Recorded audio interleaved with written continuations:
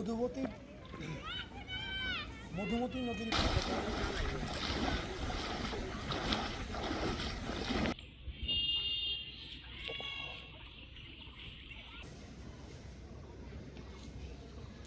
আমার জন্মের পরে আমার এক এক করে 5টা বাড়ি আমাদের ভাঙ্গিছে।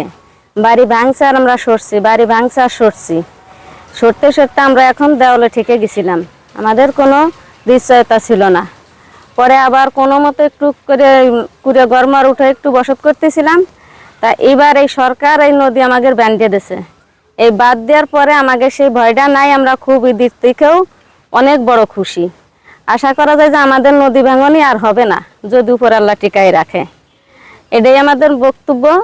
আর আশা করা যায় যে আমরা এই নদী ভাঙতে ভাঙতে আমরা অনেক নিঃস্ব হয়ে গেছি। এমন নিঃস্ব হয়েছি যে আমাদের অনেক সময় ভাত অন্ন জুটতো না, বস্ত্র মিলতো না, এত কষ্ট আমরা করেছি। তা এবার এই নদী বান্ধার পরে এখন আমাদের সেই ভয়টা নাই, অথবা সেই আতঙ্কটা আমাদের নাই। আমরা অনেক ঈদের থেকেও অনেক খুশি। আনন্দটা কেমন মনে হয় আপনার কাছে? ঈদের থেকেও অনেক বড় খুশি আমরা এই বাঁধ হওয়ার পরে। মানে অনেক আনন্দ পাইছি আমরা, মনে যে এর থেকে আনন্দ আরো হতে পারে না। আমাদের এলাকার লোকের মধ্যে একটা স্বস্তি ফিরে আসছে, কারণ এখানে যারা বসবাস করে অধিকাংশ লোকেরই বাড়িঘর ইতিমধ্যে নদী গর্ভে ফিরে রয়েছে। তারা হয় অন্যের জায়গা অথবা কোনোভাবে অনেক কষ্টে তাদের পারিবারিক সয় সম্পত্তি বিক্রি করে বাড়িঘর করে আসে। তা দীর্ঘ স্বাধীনতার পর থেকে এই কাজটা হয় নাই। এই বছর এই কাজটা যদি সম্পন্ন হয়, এই এলাকার মানুষ অত্যন্ত আনন্দিত হবে। আমরা এই রাস্তাটা অতীতে পাকা করতে পারি নাই, কারণ প্রত্যেক বছরই রাস্তা ভেঙে ভেঙে যায় এবং আমরা রাস্তা সরাই নেই, যার জন্য এলজিডি থেকে পাকা করা হয় নাই।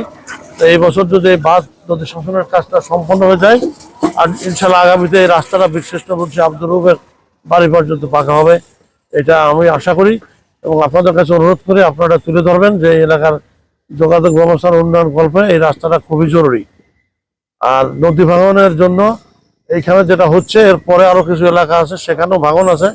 সেইখানে জিও ব্যাগের মাধ্যমে যদি ভাঙনটা রোধ করা যায়, তাহলে আমার 3টা প্রাইমারি স্কুল, 2টা হাই স্কুল, একটা মাদ্রাসা, মসজিদ, মন্দির এগুলো রক্ষা পাবে এবং মানুষের অনেক কৃষি জমি এবং বাড়িঘর রক্ষা পাবে। পরিবেশ ছিল বাচ্চা ছাড়া আমালাতে ভাঙতে ভাঙতে মোটামুটি আমাদের জায়গা জমি যা সব উপার চলে গেছে, কিছুই নাই। এখন এই নদীটা বান্ধার পরেতে এখন আমাদের এত সুবিধা হয়েছে, তা ভাষায় কল্পনা করা যায় না। এখন কথা হলো যে নদীটার জন্য আমরা বিশাল উপকার পাইছি। এখন আশা করি ইনশাল্লাহ আমরা খুব ভালো আছি। এখন আপনাদের দু আশীর্বাদে আমরা এখন জায়গা জমি কমে গেছে, তারপরে এখন আমরা খুব ভালো।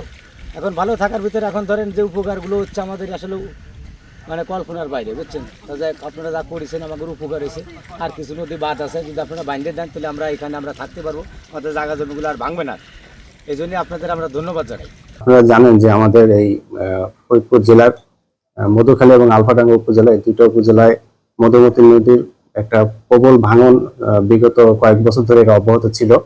এবং আমাদের যে পানি সম্পদ মন্ত্রণালয় এবং পানি উন্নয়ন বোর্ড কর্তৃক বর্তমানে একটা প্রকল্প এখানে চলমান থাকে, এই ভাঙন কিন্তু অনেকাংশেই আমরা হ্রাস করতে পেরেছি। এবং এই প্রকল্পের আওতায় এই 2 উপজেলায় প্রায় 9.5 কিলোমিটার এলাকা হচ্ছে বর্তমানে রক্ষা পাবে। এবং প্রকল্পটি যদিও আমাদের জুন 27-এর মধ্যে সমাপ্ত করার কথা আছে, কিন্তু আশা করতেছি জুন 26-এর মধ্যেই আমরা এই প্রকল্পের প্রায় সিংহভাগ আমরা কাজ সম্পন্ন করব। এবং এর ফলে যে আগামী যে বর্ষা আসন্ন, এই বর্ষায় যে ভাঙনের যে একটা প্রবণতা, এটা অনেক অংশে হ্রাস পাবে। এবং এই সামনে যে ঈদুল আজহা, এটা মানুষের একটা ঈদের একটা উপহার আপনারা বলতে পারেন। এবং এই সরকারের এটা একটা যুগান্তকারী একটা সাফল্য আমি মনে করি।